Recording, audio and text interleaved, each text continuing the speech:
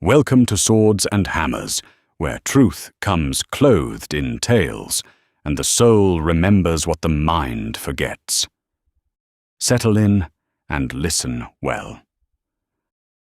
The Doorkeeper's account. When two strangers came to the common table. I have held the door of the hall of the common table for 11 years, and in that time I have learned to read a man before he crosses the threshold. It is not a difficult art. The hands tell you everything. The garments confirm what the hands have said. I was proud of this skill, the way a huntsman is proud of his hounds. And I believed it served the assembly well. I mention this so you will understand that what happened was not carelessness. I did exactly what I had always done. I read them both correctly by every measure I possessed. And I was wrong about everything. But I will tell it as it happened.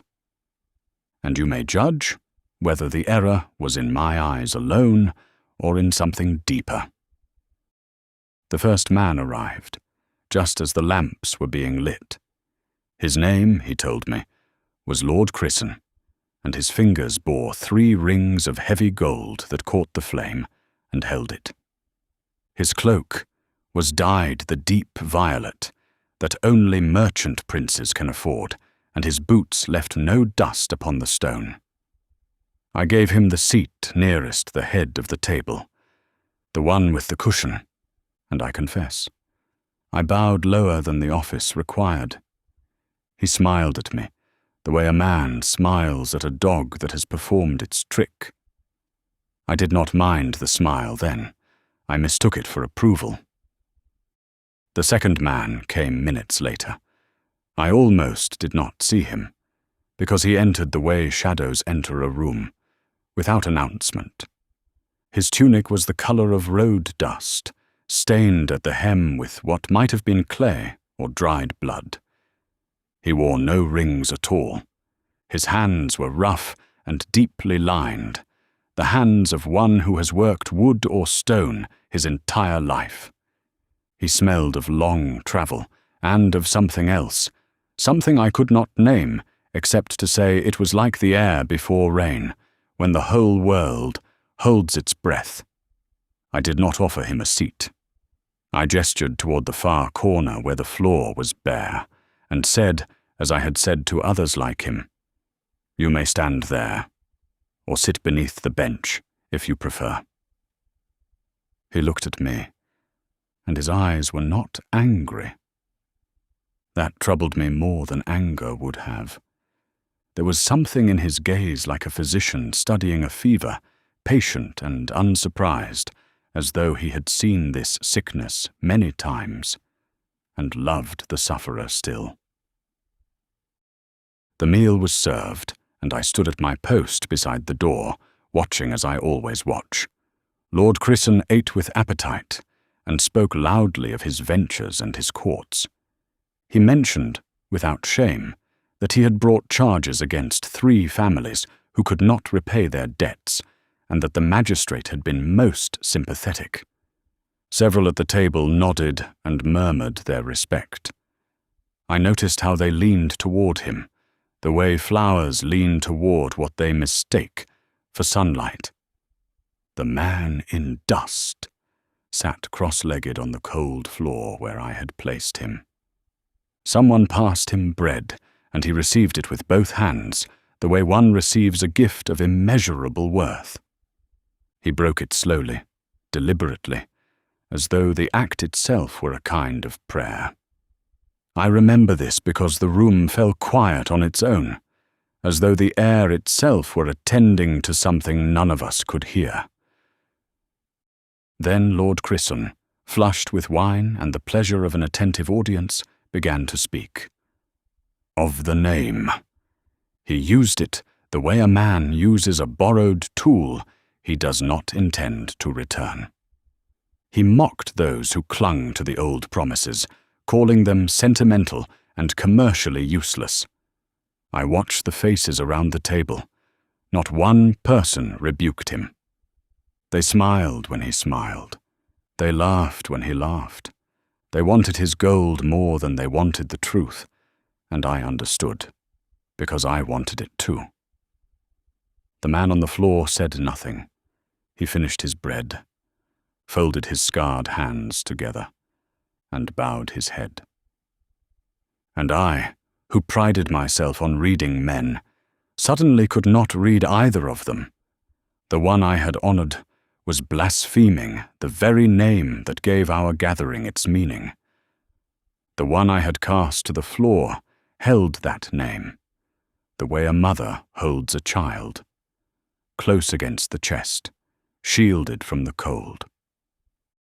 After the meal, Lord Chryson departed without thanks, leaving behind the smell of perfume and a handful of copper coins tossed onto the table as one tosses scraps to animals. The assembly scrambled for them. I wish I could tell you I did not reach, but I will not lie. Not any more. The man in dust rose from the floor and came to me at my post beside the door.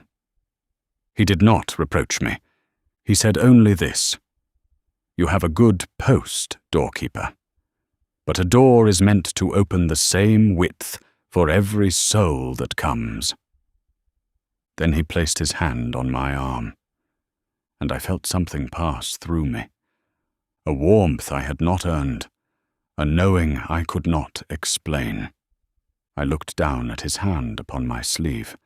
The palm bore a scar, old and deep, as though something had been driven clean through it, a long time ago. He left, and the hall was suddenly very empty. The lamps still burned, but they seemed dimmer, as though the truest light in the room had walked out through my door while I stood there, holding it open at last. I remained at my post for a long time after that. Turning his words over the way, a man turns a strange coin he has found in the road and cannot spend. I had been weighing souls on a merchant's scale, and every measurement was a lie. The one draped in violet and gold had oppressed our people, hauled them before courts, and cursed the sacred name we claimed to bear. The one dressed in road dust had blessed us with his silence, his bread, and his undeserved patience.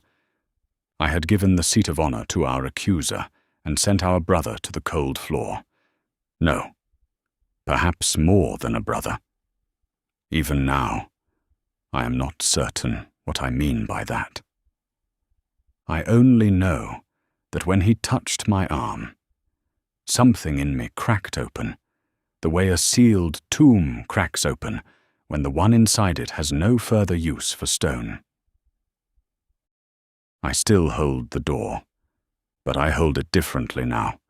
When a man arrives in fine robes, I greet him and show him to an open seat, the same as any other. When a man arrives in rags, I greet him and show him to an open seat, the same as any other. The king doesn't seat his children by the weight of their purses, but by the wounds in his hands. Some nights, when the hall grows dim and the bread is broken, I think I catch that scent again. The air before rain, the whole world holding its breath. And I wonder whether the man in dust has returned, wearing a face I wouldn't recognize, sitting somewhere I haven't thought to look. A door is meant to open the same width for every soul that comes. He told me that, and now I tell it to you. To kneel beside the one in dust is to kneel closer to the throne. I know this now. I wish I had known it before I told him, "Sit on the floor." Selah.